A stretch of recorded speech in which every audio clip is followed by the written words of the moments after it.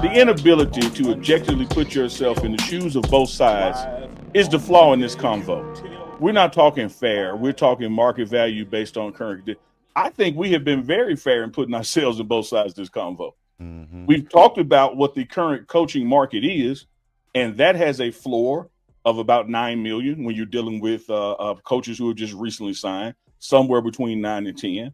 Then you have to talk about what Deion Sanders brings to the table. And I think that number is north of 11. If Kirby Smart is at 13, so that's the gulf to me right there. And if someone is proposing less than 9, dog, that's insulting.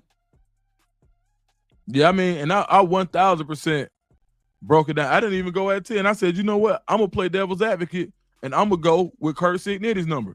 I just said it. Yeah, I literally just said. I mean, can we not agree Duke, that you can? let me ask you this, Dukes, because you're intelligent. You can defend your position. All right. Does Signetti do more for Bloomington than Coach Brian does for Boulder? It's a basketball school. All right. That's no football was never king in Indiana. Hey, Chico. Chico. No further questions of the witness. That's all I need. I just need the jury to hear that. That's a basketball school. Let me tell you something. There's certain schools, it don't matter what you do and how successful you are. Look at the run Auburn is on right now in basketball. #1 team in the country. If it was football, it would be plastered everywhere. ESPN would be running these articles every day. That's all you would hear about.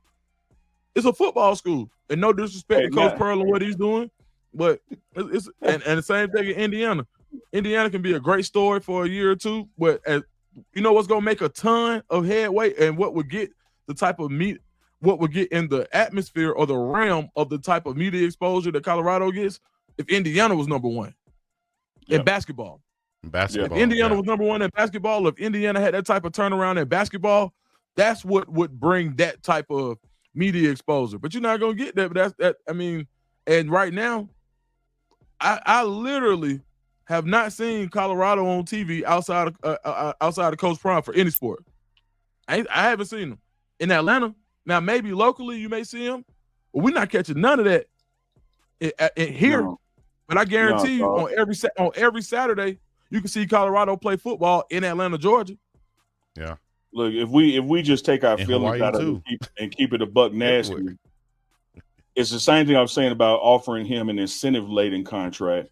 Nowhere in the history of him signing contracts, the Braves, the 49ers, the Cowboys, the Ravens, the Yankees, Cincinnati baseball team, you name it, has this brother been in an incentive position. Like, he is who he is, and he brings to the table, And for some people out there, I don't care if you're on ESPN or in this chat, if you're thinking that Deion Sanders, Coach Prime, is doing this for leverage, you just ain't been watching. You don't know him. Like what leverage what false leverage, false narrative does he have to push to state his value? You have seen his value out of all of the football teams in America who've been doing what they've been doing for decades.